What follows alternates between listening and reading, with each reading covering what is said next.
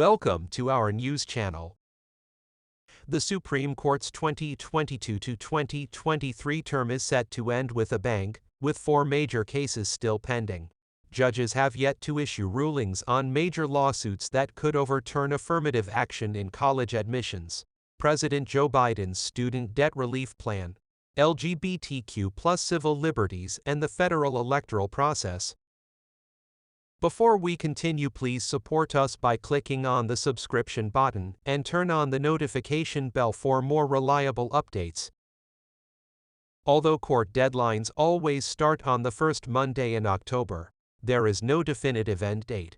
The court's website notes that sessions generally continue until late June or early July. The court has agreed to hear 59 cases for discussion during the 2022 to 2023 term, but 30 cases remain pending as of Thursday.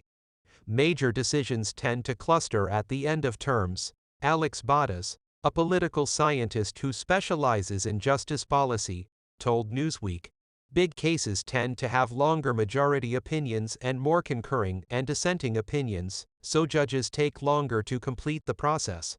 There are only 2 June dates left on the court's calendar, 15 and 16 June. There is also a conference scheduled for June 2022 where further notices may be released.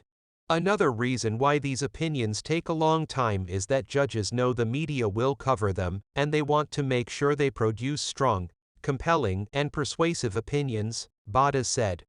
The current session is the second to feature the court's relatively new conservative majority.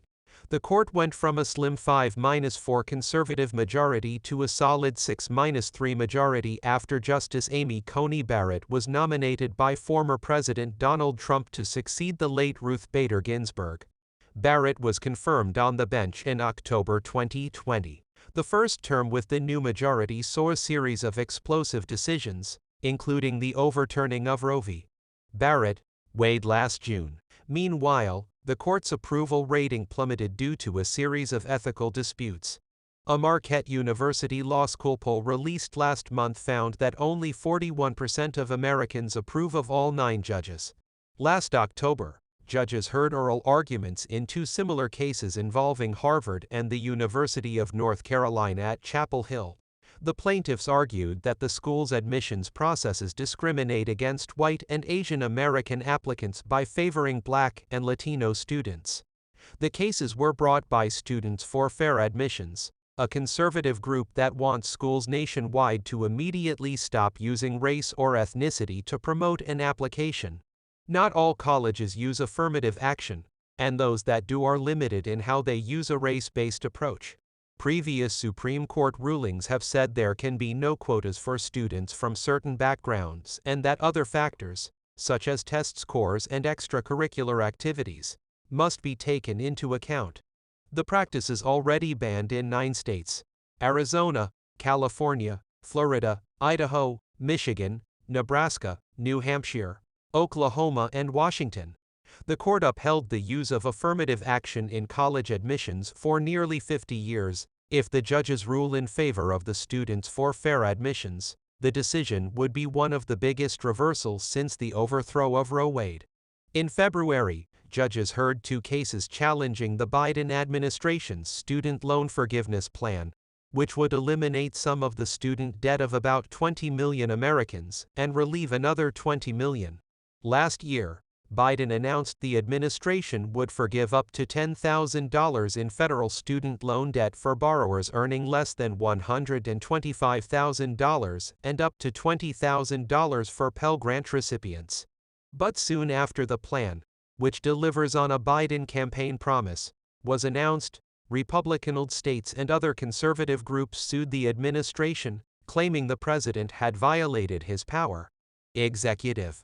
Most federal student loans have been frozen since March 2020 as part of a pause intended to protect borrowers who have been financially impacted by the COVID pandemic. However, the blockade is expected to expire soon. The Department of Education said student loans would start earning interest again in September and payments should resume in October. The court will also rule on a case involving religion and LGBTQ+ rights before this time expires. In 303 Creative LLC v. Elenis, Lori Smith, a web designer from Colorado, says her religious beliefs prevent her from offering her wedding website designs to same-sex couples. He also says he wanted to add a note to his website explaining that he makes websites just for opposite-sex couples. Doing these things, however, would violate Colorado's anti-discrimination law, which prohibits public businesses from discriminating on the basis of sexual orientation, among other factors. Smith alleges Colorado law violates his freedom of speech and religious rights. The Supreme Court said it would only deal with the cases of free speech issue. The Colorado law is the same as that which was the subject of Masterpiece Cake Shop v. Colorado Civil Rights Commission case, in which baker Jack Phillips refused to bake a cake for a same-sex couple. The judges narrowly ruled for Phillips and did not rule on the free speech issue. This case asks the Supreme Court to decide whether the North Carolina Supreme Court has the power to strike down a map of Congress drawn in the state legislature that was allegedly unlawfully tampered with. North Carolina GOP lawmakers are appealing a state Supreme Court ruling that blocked a congressional map passed by a one-party vote in 2021, saying the decision violated the state constitution. The partisan map gave 10 seats to Republicans and 4 to Democrats. To argue, lawmakers advanced the independent state legislature theory ISL, which asserts that state courts and the state constitution are powerless in matters of federal elections. The theory would radically reshape the way the U.S. government works, according to the American Civil Liberties Union, which has filed an amicus brief with the North Carolina Supreme Court.